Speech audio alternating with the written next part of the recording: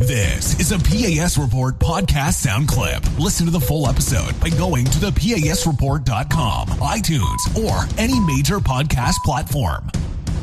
But and that's the thing, you know, we have all these different rules that are now coming down the pike, and they're not laws. I walk into a store, I see, you know, due to New York State law, you have to wear a face mask. I'm like, no, it was a decree by the governor. It wasn't a law. Yeah. But when you're looking at all this, and then you hear about drones being used in 22 cities to surveil social distancing measures, where are we going? Where are we headed?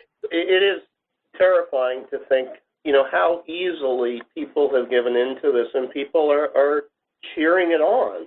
There's this whole frenzy in the population. Heather McDonald, who has been a voice of sanity, as she often is, on all of this stuff, wrote how she was walking in Central Park. She walked behind a guy sitting on a bench.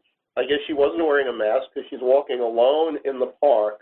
So the guy swung around and starts yelling at her for having walked too close behind him. If there was any infinitesimal risk in that encounter, he obviously just multiplied it exponentially by turning around to face her.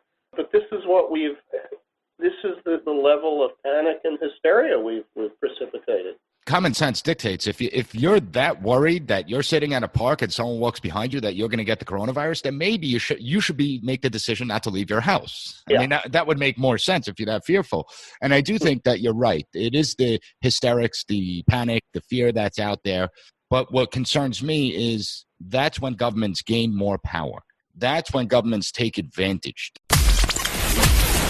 Thank you for listening to the P.A.S. Report Weekly Roundup Podcast. Be sure to rate, share, and subscribe to the podcast so you'll never miss an episode. Also, visit PASreport.com and follow us on Twitter at PAS Report.